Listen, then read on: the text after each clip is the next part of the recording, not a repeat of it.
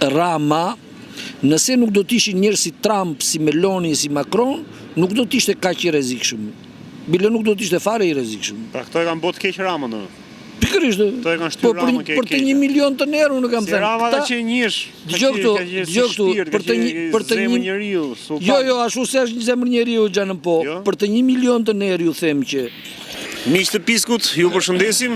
Ja ku takohemi sërish me profesor Angel Lukën për ta mësuar më shumë për sa i përket aktualitetit politik dhe interesave për gjithë shqiptarët dhe për takimin e famshëm që ne kemi komentuar prej kohësh, shumë tema që kemi diskutuar, madje ti e kemi çuar deri në të pikë kush do arrestohet i pari, Balluku, Rama apo Trumpi, domethënë, por ndërkohë që ne dy njerëzit më të komentuar në gjë politik, për ne edhe në interesat e Shqipërisë, janë takuar bashkë. Nuk e di, si e pe këtë takimin e Ramës me Trumpin. Unë e kisha parë. Si kishe parë? Po kisha parë, unë çfarë thash unë atë ditë aty, që të gjithë analistët të mirë njohur, të shumë paguar, thonin që Trumpi e dëboi Ramën nga Davosi. Unë çfarë thash? Ban mendti? Ja t'ja u them edhe një. Unë thash që ai nuk e dëboi, ai e detyroi, thash Kori atje se po vjen Ivanka, duam Sazanin. Po. Ishin këto fjalët e mia? Po. Domethënë nuk ishte dëbim, po ishte presion për ta detyruar që të japin një pjesë nga toka jon dhe nga ana tjetër shtova dhe unë përsëri që Trump edhe më të fundit e kësaj bote do ta kishte marrë me qëllim që të kishte një vot tepër atje në atë takimin ku ti thuaj që me shumë madhështi u takuan ata dy. Ata do takoheshin se kanë interesa të përbashkëta kriminale ndaj kësaj bote dhe ndaj Shqipërisë. Ishte fjala ime? Unë s'kam gabuar, unë e kam parë shumë më drejt se askush tjetër, që qëllimi Trump është që të riformatoj atë pjesë që intereson atij. Fatkeqësisht apo fatmirësisht, merrni si të doni, ai ka të drejtë në shumë gjëra. Dhe kjo është më e keqja.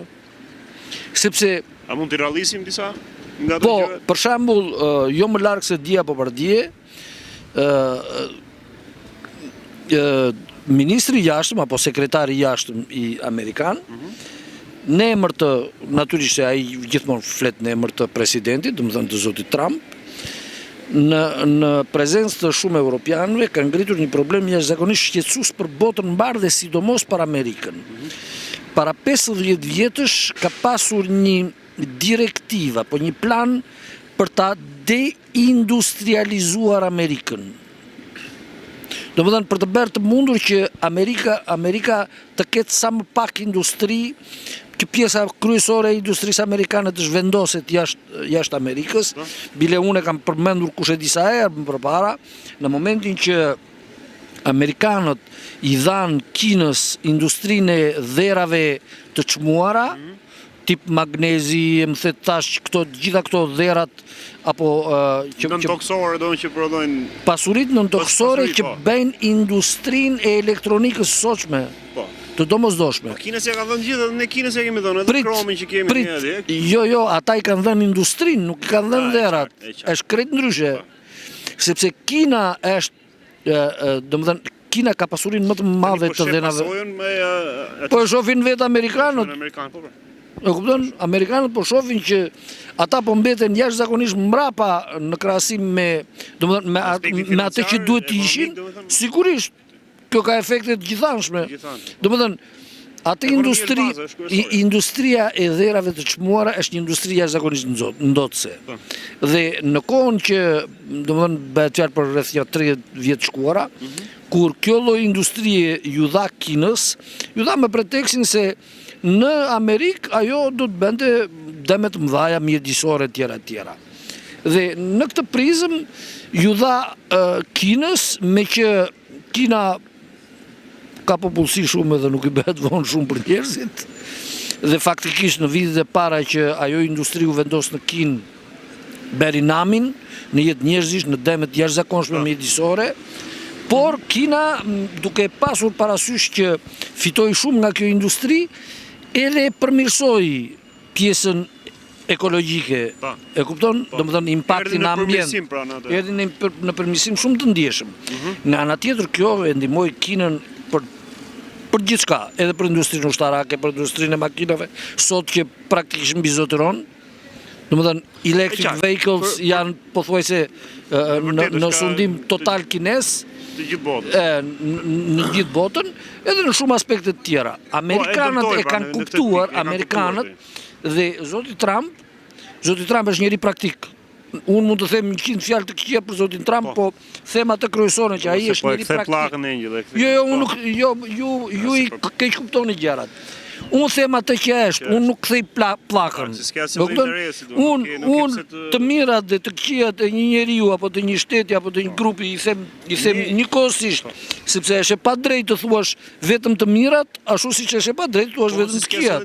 Unë s'kam asnjë interes vetë. Politika e godisja edhe kur është mirë, domethënë në të rastin po thuaj që ka mirë, te ka keq. Unë kujdo mund të vërtetoj që unë pavarësisht se flas të mirat të këqija, mua mesazhet nga ai edhe nga ekipi ti më vinë për ditë, 5, 10, 20, e kupton ti?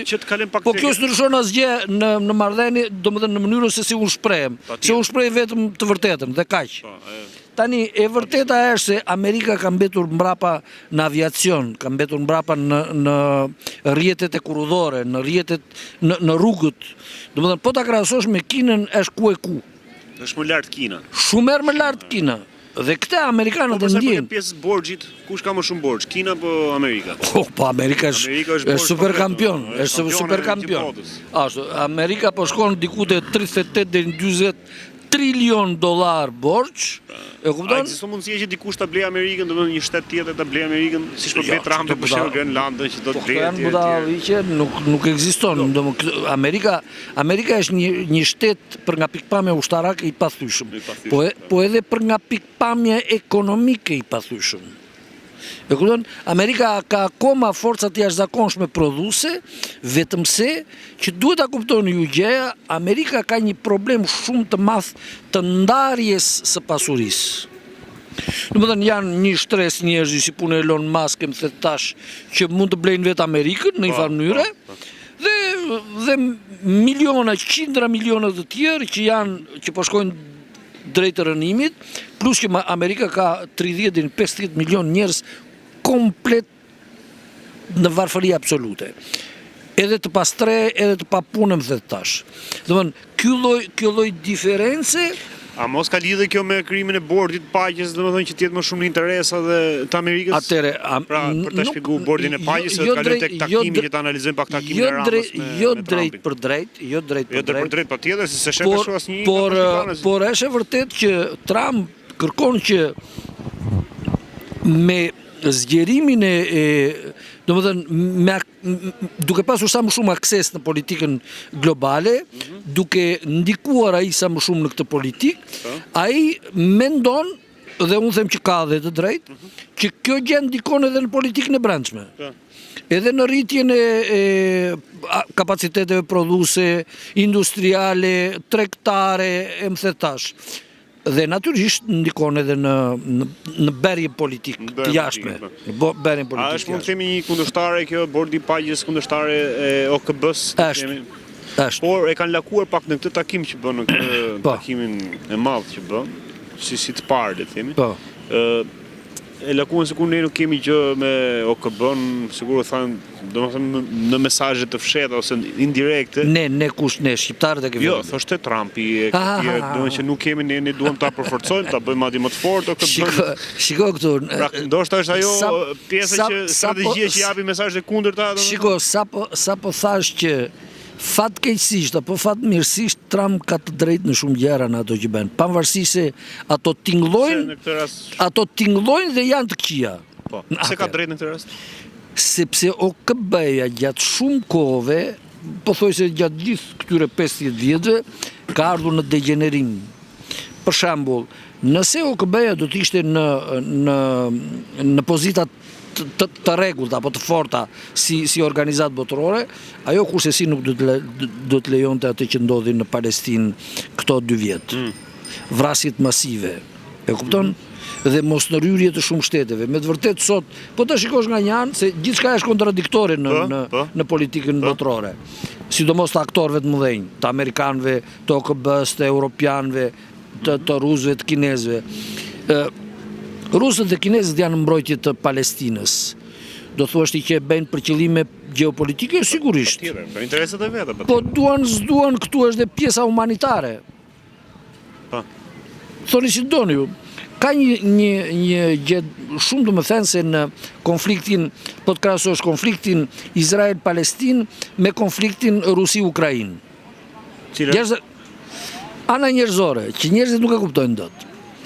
Në sulmet izraelite, në pushtimin, në bombardimet e tjera, ashtu dhe, numri i personave që duheshin vrarë sipas Izraelit, i antarëve të Hamasit, është jashtëzakonisht më i vogël se numri i civilëve. Njerëzve të pafajshëm që njerëzve komplet pafajshëm, gra dhe fëmijë sidomos. Krejt e kundërta në Rusi dhe Ukrainë. Numri i ushtarakëve të vrarë është jashtëzakonisht i madh. Dhe numri i civilëve është jashtëzakonisht i vogël. Edhe pse po ta krahasosh nga armatimet e përdorura, nga të dyja palët, sidomos nga ana e rusëve, armatimet e rusëve janë shumë herë më të sofistikuara dhe më të dëmshme. Edhe patëm përdorur në mënyrë precize. Po, dhe kjo tregon se rusët nuk kanë pasur qëllim të sulmojnë civil. E kupton? E kupton. Ndërsa Izraeli qëllimisht ka synuar civilët, sidomos fëmijët, sidomos gratë. Dhe për këtë OKB-ja ka disa seksione që merren pikërisht me mbrojtjen e viktimave. Ky bordi i paqes a mendon se do ta çojë, le të themi, do të sjellë lloj drejtësie në këtë gjë se çka është bërë që bordi i paqes nuk ka, kështu që OKB nuk ka ndërhyrë, domethënë? Jo. Do ta përmirësojë, le të themi. Përkundrazi, ky bordi i paqes përkeqëson edhe atë pak që OKB-ja mund të bënte apo kishte bërë. Ta çoj për më keq. Shumë herë më keq. Po pse kemi këtë mendim? Po shiko këtu. Bordi i paqes është në funksion të Izraelit dhe të Amerikës, nuk është në funksion të Palestinës. Europianët edhe pse në përgjithësi. Hajde merr vesh domethënë. E kanë leju domethënë deri diku OKB-n që mos përfshihet për të tërhequr veshin, le të themi, Netanyahu ose Izraelit me këtë formë se si e ka bërë pushtimin e tij ose goditjen e Hamasit, ndërkohë që ka vrarë më shumë civil njerëz pafajshëm nga Gaza dhe Palestina, por duke krijuar diçka tjetër që ta bëjë akoma më dëm atje, që të bëjë më shumë dëm. Apo jo? Shiko, qëllimi i Izraelit është që duke vrarë, shiko këtu, duke vrarë sa më shumë palestinez, sidomos gra e fëmijë, dhe vendimi i gjykatës është që shteti i Izraelit është shtet genocidial, domethënë ka ushtruar genocid, ka vrarë masivisht për ta zhdukur si popullsi. Dhe qëllimi kush ishte? Që të merrte tokën. Të njëjtën gjë do ta bënte edhe në Siri, në Liban, mundësisht në Iran e tjera. Kudo që nuk ka pasur. Ashtu. Dhe Trumpi çapo bën tani? Çapo synon? Ky grupi paqes, çfarë po synon?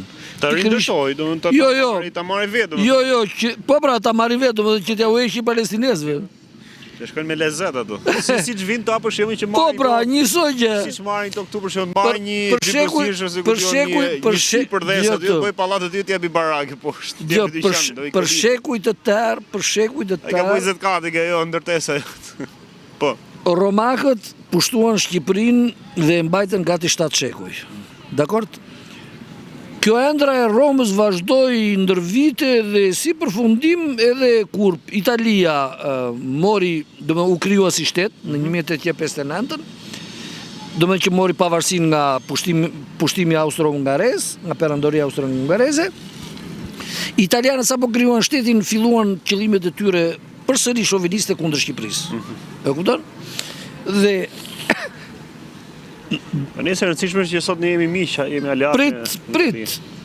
Derisa Shqipëria ishte akoma në tutelën e turqëve, italianët kishin shumë pak shanse që të menin Shqipërinë dhe prandaj ata ndikuan edhe vetë që Turqia të dobësoj si perandori. Derisa më në fund Turqia u u shpërbesi perandori dhe atëre filluan me të vërtet këto veprimet për ta coptuar Shqipërinë që dhe Italia donte patjetër që të merrte atë që është sot Shqipëria sot. Siç e dim, Kosova i kaloi Serbisë, Çamëria Greqisë e kështu me radhë. Në vitin 1920, siç e dini, italianët erdhën në Shqipëri dhe u dëbuan nga vlonjatët. Në 39 erdhën përsëri u dëbuan, u mundën dhe u dëbuan. Domethënë, gjatë gjithë kohës italianët u dëbuan nga Shqipëria me luftë. Po jo nga shqiptarët. Nga shqiptarët. Po. Po. 100%. Në luftën e 1920-s dhe në luftën e 39-43-shit, domethënë që Italia u mund përfundimisht, shqiptarët e kanë dëbuar vetë Italinë. Allah. E kupton? Këtu nuk ka pasur as ushtri tjetër, as asnjë gjë tjetër, as armatime të tjera asgjë. Shqiptarët e kanë bërë vetë luftën. Dhe është, domethënë, çmenduri në kuptimin e me të vërtetë të fjalës, që italianët tash janë kam kryq këtu, paqësisht, dhe marrin një copë këtu, një copë atje, një copë në gjadër, një copë më poshtë, një copë më lart, e kupton? Miqësisht. Dhe ça? Aleatët tanë dhe e quajnë, kjo pjesë është e juridiksionit italian. Është do të thotë kjo juridiksion. E pushtuar do të thotë. Është atyre. E pushtuar do të thotë. Meqense mi preke për këtë dhe jemi në kuadër të luftës, për sa i përket 4 udhëheqësve të shtabit UÇK-s ka qenë diskutim për shkak se ka qenë edhe pavarësia, përvjetoi pavarësisë Kosovës. Ndërkohë që Rama edhe në takimin në bordin e paqes me Trumpin i bërë dhe i kërkesë të themi. Ajo ishte ajo se çka u komentua më shumti. I caktoi nga 4 minuta, 2 minuta i caktoi vetëm kësaj bisede me Trumpin, duke thënë që bëj diçka për prokurorin, se është po i njëjti prokuror që ka hetuar le të themi dhe Trumpin. Prokurori që kërkon i 180 vite për 4 udhëheqësit e shtabit UÇK-s. Atëre. Pra, si është edhe rastin që këto gjykata speciale, pra prokuroria speciale kërkon ta dënoj, çfarë mendimi ke si është dhe kërkesa e Ramës atje ndaj Trumpit, domethënë çfarë fuqi Trumpi që ndikoi në gjykatën speciale. Shiko këtu ç'a ndodh sot. Se ka qenë mbrojtja e fundit, domethënë edhe nga ka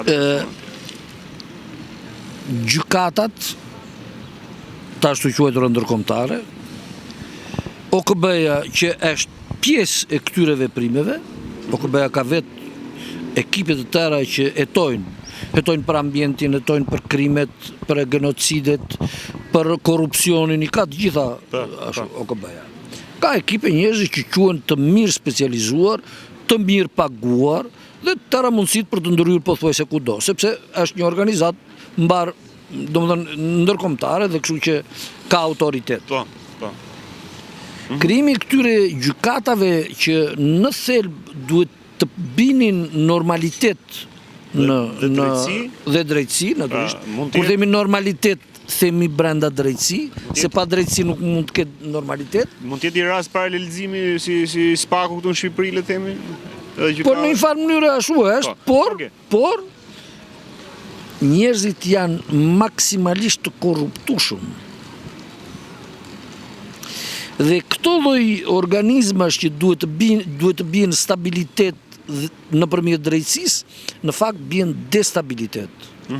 Shkatrojnë stabilitetin, shkatrojnë besueshmërinë e institucioneve.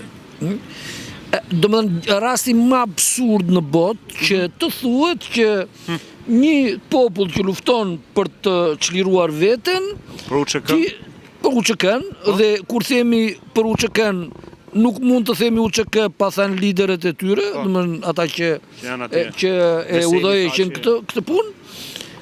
Ti ata tash ti quhesh kriminal, pse? Pse luftuan për veten e tyre, për çlirimin e tyre? Domethënë kjo është mesazhi, shiko, drejtësia është mesazh. Jo, është edhe vendim, është Po pra, vendimi Jo, vendimi është mesazh. Domethënë, nuk është evaziv, është vulosur. Është vulosur. Vendimi ç'a thot? Thot që ti mos lufto për veten tënde? Ç'do të thot? Se ti nëse lufton për veten tënde, unë vi edhe të quaj kriminal?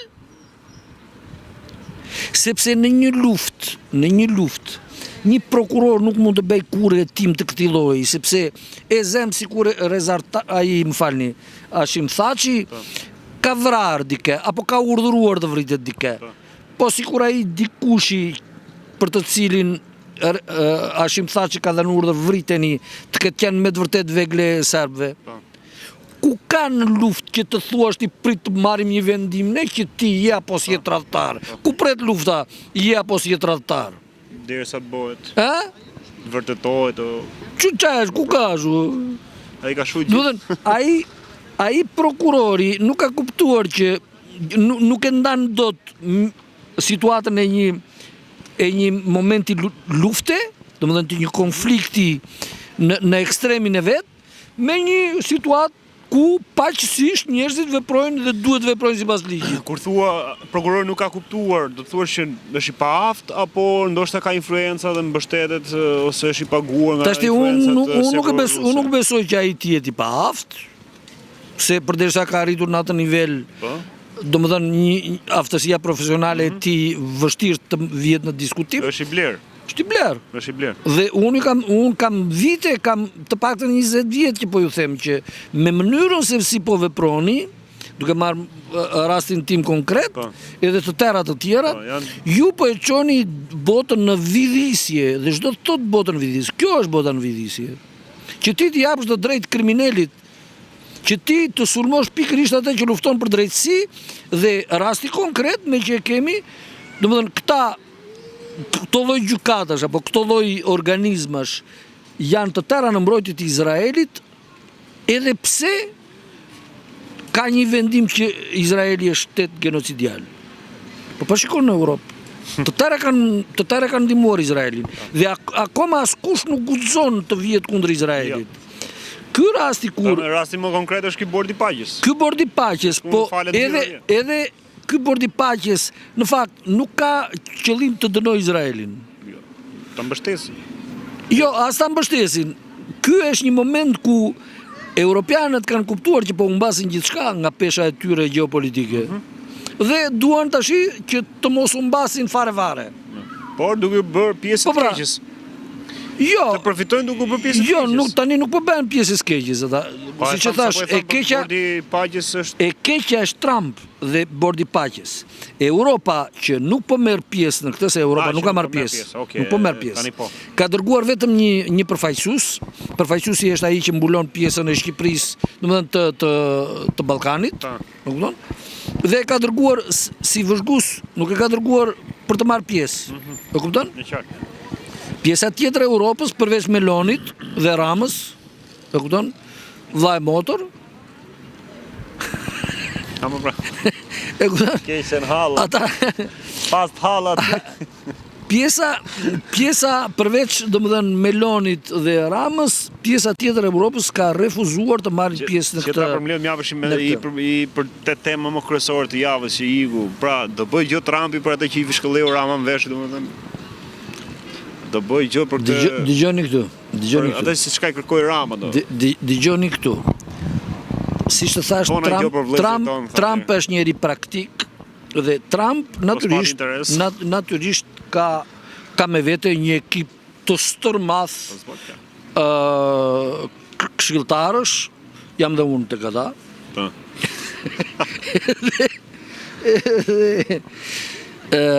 Natyrisht edhe pjesa e inteligjencës që i jep atij këshillat për të bërë ato qëllime që do ai.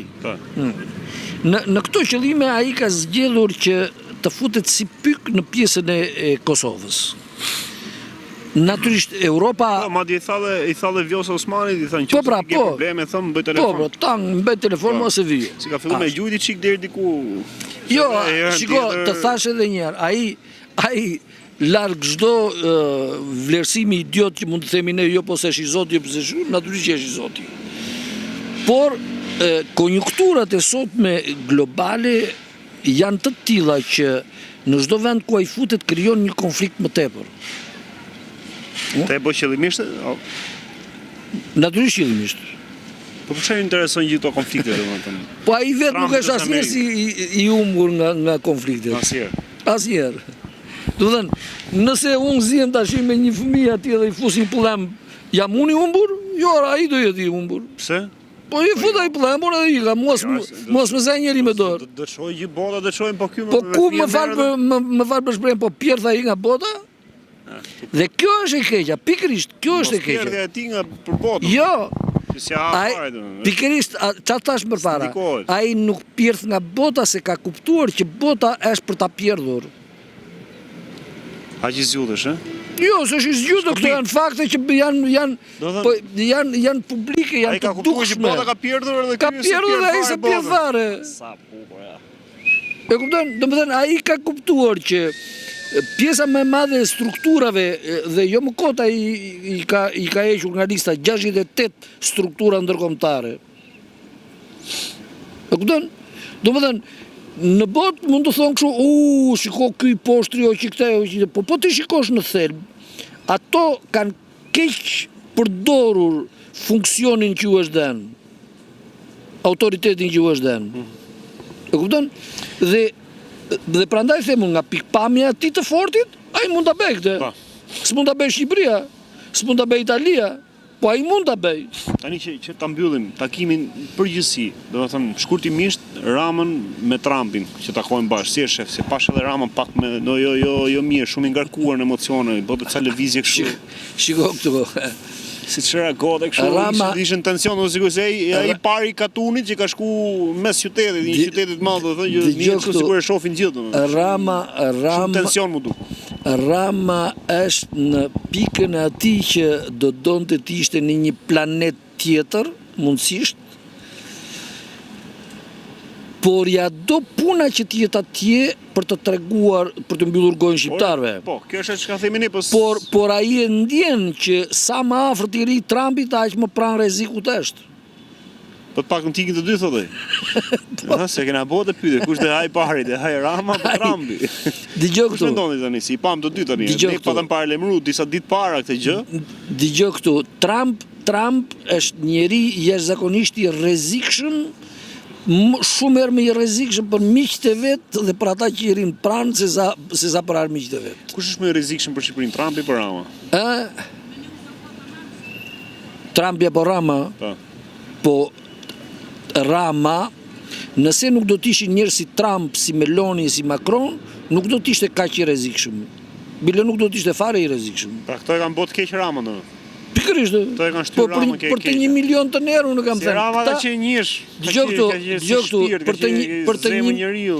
Jo, ashtu se është një zemër njeriu xhanën po. Për të 1 milion të euro ju them që klasa politike shqiptare, kjo klasë degeneruar, do më dhenë që keq përdor pushtetin në të tëra format, e korruptuar në maksimum, e inkriminuar në maksimum, e tjera, është krijuar prej tyre dhe është krijuar pikërisht për këtë qëllim, që duke i dobësuar pushtetin shqiptarve, e kupton?